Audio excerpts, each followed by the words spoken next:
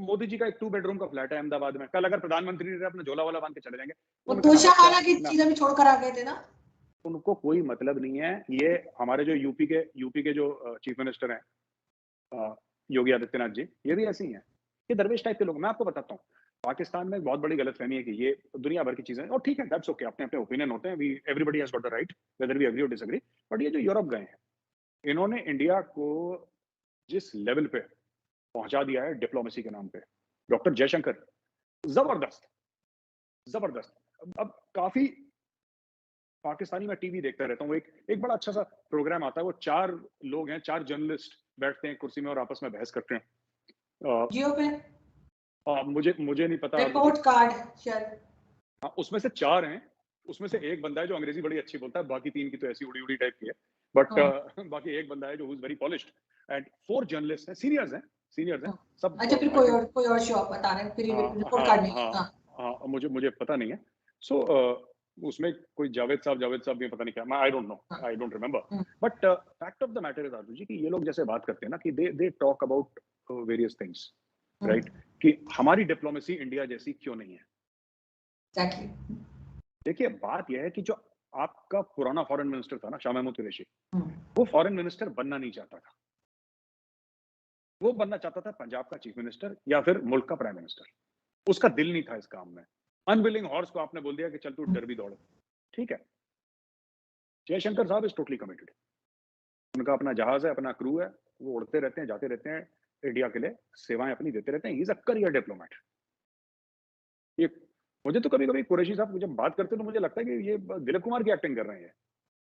ये हाँ, बिल्कुल, आप कभी देखिएगा, he tries to imitate Dilip Kumar. अच्छा, फिर इससे कोई फायदा नहीं है, क्योंकि दिलीप कुमार ओरिजिनल तो डुप्लीकेट फिर डुप्लीकेट है। तो मुल्क के लिए पहली चीज, ठीक है, पहली चीज मुल्क के लिए मोहब्बत है। वो जो जज्बा है दिल में कि this is my country, I am sorry to say, देखिए, ये आप मैच नहीं कर सकते। मैं बता रहा हूं आपको, ये मैच नहीं कर सकते। दीज पीपल अक्रॉस आपके यहाँ ना, they are to involve in their own families. हमारा खानदान, मेरा बेटा, मेरा चाचा, मेरा ताया, मेरा भूपी, जो भी कहते हैं, ये इनको they are very very involve in this. इनका कोई है नहीं यहाँ पे इंडिया में, इनका कोई नहीं है। ये अपने योगी आदित्यनाथ अपने घर में भिक्षा, जो साधु होता है ना, वो भिक्षा, वो साधु कहते हैं कि एक होता है कि साधु जाके, जैसे फकीर होता है ना, जी, वो मांग के खाता है, वो खुद फकीर होता है। ये I know. योगी आदित्यनाथ अपने खुद के घर में गए थे भिक्षा मांगने के लिए। जस्ट इमेजिन कि उनके मदर के दिल में क्या, कि मेरा बेटे का क्या हाल है। तो ये लोग दरवेश टाइप के लोग हैं। इनको, इनकी जो कमिटमेंट है ना, ये मोदी जी को तो इंसोम्निया हो रहा है, मुझे शक है कि नींद वींद नहीं आती इनको। 2 ढाई 3 घंटे सोते होंगे दिन में। ये इनका हर समय सिस्टम ऑन रहता है। तो और दूसरी चीज है कि जब आपका डिप्लोमेट जाएगा बाहर, वो क्या बोलेगा, क्योंकि ये तो लेन देन का काम है ना, ये तो व्यापार का काम है। व्यापार आप समझती होंगी, बिजनेस। ये तो आरजू जी, ये तो व्यापार का काम है। आजकल जो दुनिया है वो व्यापार का काम है। इंडिया कहता है ठीक है, हम तुमसे ये लेंगे, तुम इतना इन्वेस्ट करो। अगर जर्मनी ने 10 अरब यूरोज इन्वेस्ट करने की बात करी है इंडिया में, तो जर्मनी को कहीं ना कहीं भरोसा है कि 10 के 20 मिलेंगे हम। बिल्कुल। वरना बंदे क्यों फेंकेगा पैसे, कहीं पैसे क्यों डालेगा, क्यों फेंकेगा पैसे? इसीलिए क्योंकि उसको लगता है। So this is invest. Issue ये है कि अब ये लोग जाके बात ही उल्टी करते हैं। ये अपने मतलब की बात करते हैं, उसके मतलब की बात नहीं करते। मोदी जी ने बोला तुम पैसे लगाओ, तुम्हारे 10 के 20 हो जाएंगे। मुझे नहीं पता मोदी जी ने क्या बात करी, मैं तो एक ऐसी बात एग्जांपल दे रहे थे। एक एग्जांपल दे रहे हैं। आप ये मत सोचिएगा कि मैं कह रहा हूँ कि मोदी जी ने ऐसा बोला, बट फिर ओके, ठीक है, आप यहाँ पे इन्वेस्ट करेंगे, आपको इतना फायदा, इतना पता है। ये कहते हैं जनाब थोड़ा सा कश्मीर के बारे में बोल दो। अब देखिए, जर्मनी को 10 अरब 20 अरब बनाने हैं, वो जर्मनी का फायदा है। कश्मीर के बारे में बोलने में जर्मनी को क्यों फायदा होगा, क्या फायदा? उसको तो ये भी नहीं पता कश्मीर है कहाँ पे, ठीक है। इस्लामोफोबिया के पीछे पड़ गए। ये कभी भी आपने डिप्लोमेसी की बात करी, आपने कभी देखा है इमरान खान को, या इवन उसके पहले नवाज शरीफ को, ठीक है, किसी को ये बोलते हुए कि साहब ये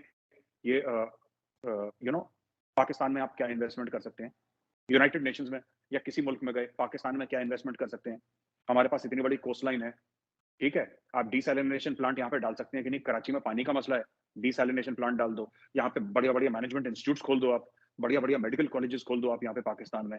आप बताओ पाकिस्तान में ये इन्वेस्टमेंट, ये वो बात ही नहीं करते। ये बात ही 2 चैप्टरों पे करते हैं। पहला चैप्टर कश्मीर है, दूसरा चैप्टर इस्लामोफोबिया। अच्छा, दोनों में दुनिया को इंटरेस्ट नहीं है। दोनों में दुनिया को इंटरेस्ट नहीं है। थोड़ी देर के लिए व्लादिमीर पुतिन ने लिप सर्विस कर दी कि हाँ, there is a question of Islamophobia. ये भाई साहब इतने खुश हो गए, जहाज पकड़ के रशिया चले गए। इमरान खान की बात कर रहा हूँ। The world is not interested in Islamophobia. किसी को ₹2 का इंटरेस्ट नहीं है। किसी को ₹2 का इंटरेस्ट नहीं है। आपके खुद सबसे अच्छे जो दोस्त हैं चाइनीज, पाकिस्तान शहद से मीठी, हिमालय से ऊंची, समंदर से गहरी दोस्ती, आयरन ब्रदर्स, जय और वीरू, सीता और गीता, मर जाएंगे, मिट जाएंगे, मौसी जी टावर पे चढ़ जाएंगे। अच्छा, वो जो चाइनीज दोस्त है अर्जु जी, उसने हांगकांग के बिजनेसमैन भेजे कश्मीर में इन्वेस्ट करने के लिए। दोस्तों, आज पूरी दुनिया में जयशंकर जी की जो डिप्लोमेसी है, दुनिया में जो उन्होंने भारत की छाप छोड़ी है विदेश नीति को लेकर के, उसको लेकर के पूरी दुनिया बात करती रहती है। चाहे वो फिर क्यों ही ना पाकिस्तान जो हमारा दुश्मन मुल्क देश है वो क्यों ना हो, लेकिन भारत की हमेशा तारीफ विदेश नीति में जरूर की जाती है, जब से विदेश मंत्री एस जयशंकर जी बने हैं। और दोस्तों, वो लगातार किसी भी देश के खिलाफ जो कि उन्हें बोलना होता है वो सीधा मुंह पर बोलते हैं, कुछ भी वो घुमा फिरा कर नहीं बोलते हैं और वो डायरेक्ट बोलते हैं। आप लोगों ने चाहे वो अमेरिका के बारे में बोलना हो, चाहे वो पाकिस्तान को लेकर के बोलना हो, चाहे वो रसिया को लेकर के बोलना हो, वो हमेशा खुल करके बातें बोलते हैं। और यही कारण है कि एस जयशंकर जी को इस समय पूरे भारतीय पसंद करते हैं और दुनिया भी उनकी तारीफ करती है, क्योंकि उन्होंने इस अंदाज में अपनी विदेश नीति को ले लिया है कि दुनिया चाहती है कि उनका विदेश मंत्री इसी हिसाब का हो। बाकी आप लोगों को क्या लगता है इस जयशंकर को लेकर के? जैसा कि मेजर गौरव आर्या ने बताया भारत की विदेश नीति को लेकर के, आप लोग भी अपनी राय कमेंट्स में जरूर दीजिएगा। जय हिंद, जय भारत।